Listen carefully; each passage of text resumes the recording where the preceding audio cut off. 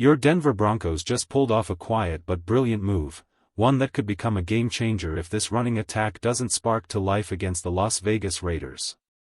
And as we head into this matchup, the latest injury updates for both teams reveal something important. We still haven't seen the true ceiling of this Broncos squad. This team is healthier, sharper, and hungrier than the outside world realizes. And right in the middle of that momentum, let me remind you, don't forget to subscribe to the channel, like the video, share it with your friends, and make sure you hit the bell icon so you never miss an update, because this season is far from finished, and neither is the fight. Now, here's where things get interesting. Max Crosby has missed 2 straight practices, and that instantly raises eyebrows. He's one of the most disruptive defenders in football, someone who can tilt the field with a single play. But the buzz around the league is even louder. Some believe the Raiders may consider shutting him down to protect their long-term future. At the same time, head coach Pete Carroll is under immense pressure. His job is on the line, and desperate coaches make desperate decisions. That's why reports say he expects Crosby to play, because he needs every weapon he can muster. But the Raiders' front office might see things differently. If Crosby sits, that could be the first real sign they're preparing to move on from Carroll. Meanwhile, the Broncos aren't taking anyone lightly. They already suffered through their trap game earlier this year during that chaotic, windy Thursday night battle where they barely escaped with a win. This time, the focus is razor-sharp, and the injury report reflects that determination. Jonah Elliss is returning, a massive boost. His energy on special teams and his ability to rotate with Nick Bonitto and Jonathan Cooper could keep the pass rush fresh deep into the season. Pat Bryant gave Broncos country a scare when he appeared on the injury report, but he's cleared and expected to go. And then came the surprise name, Zach Allen. His late appearance on the report worried everyone, because stopping Ashton Jeanty is absolutely critical. Jeanty and Brock Bowers are the 2 true threats this Raiders offense can lean on, and neutralizing them is non-negotiable. Not having Zach Allen would have been a major setback, but the good news is he's a full go.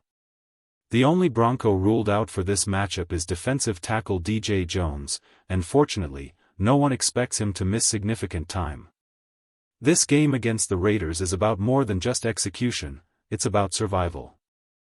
The division rivalry brings out the chaos, and every Broncos fan remembers what happened against Green Bay, when Bo Nix suffered that painful vertebra fracture because the Raiders played aggressively long after the game's outcome was sealed. That's the kind of edge they bring, even when the standings say the matchup shouldn't matter to them. So on Sunday, priority number 1 is simple: leave the field healthy and move on to the Packers. The Broncos will be rocking the all-white uniforms, a clean, icy look that always brings extra energy, and the injury report is about as positive as anyone could hope for at this point in the season. From a strategic standpoint, Denver already has the blueprint.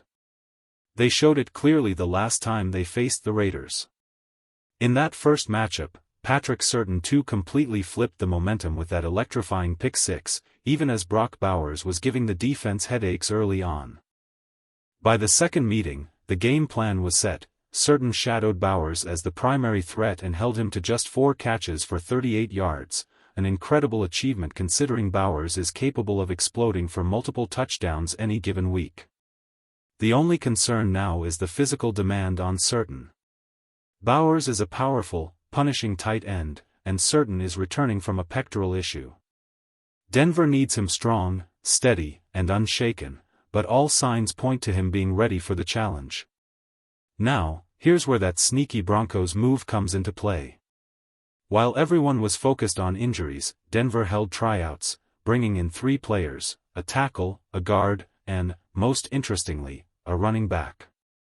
That running back was Sincere McCormick. Broncos fans might remember him. At one point, he torched Denver while playing for a small Conference USA program, and he carried that same spark into his early time with the Raiders. Before tearing his ACL last season, McCormick was on pace to set franchise marks for yards per carry. Over his first 10 games, he averaged an impressive 4.7 yards per rush, production that's hard to overlook. He's a bit older for a second-year player at 25, but his blend of vision, balance, and downhill burst still makes him a name worth watching. If Denver's running game continues to struggle, a back like McCormick could be a silent but impactful addition. Sincere McCormick isn't just a traditional runner, he brings genuine dual-threat ability. He can hit the hole with power, catch passes out of the backfield, and turn simple touches into momentum-shifting plays. It's the kind of skill set Sean Payton values deeply, and you can easily imagine how a player like this could fit into Denver's offensive vision. He's built similarly to R.J. Harvey, compact, strong, and balanced, just not quite as explosive. But what sets McCormick apart is how consistently he produced against top competition. One of his best performances came against the Kansas City Chiefs, where he tore through the interior of their defense with patience, vision, and surprising acceleration. And as a pass catcher, he's dangerous. Wheel routes, swings, checkdowns, he turns all of them into real threats. And he didn't just flash against the Chiefs. Broncos fans saw it firsthand. When I looked back at old clips, it was clear, he gave Denver problems. You could feel the reaction across Broncos country. Who is this guy and why is he carving us up? Those weren't empty yards, he was shredding a legitimate Denver defense. He did the same against Tampa Bay during the height of their defensive era, breaking through tackles and creating plays against one of the toughest fronts in football. The talent has always been real. The only question now is how well he's recovered from that ACL injury. After the Raiders let him go, he spent time with the 49ers, likely as insurance in case Christian McCaffrey went down. When McCaffrey stayed healthy, San Francisco moved on, not because McCormick couldn't play, but because they simply didn't need him. This is a former Conference USA Player of the Year, multiple times. He dominated at UTSA and carried that production into the NFL whenever he had the chance. That's why this move by Denver is so smart. Yes, adding Elijah Moore helped, but the truth is simple: if you want to make a run in January, you need a functional ground game. And if the Broncos can't get the rushing attack going against a Raiders defense that has been extremely vulnerable against the run lately, then it's time to hit the panic button. But Sean Payton isn't waiting for disaster. He's preparing.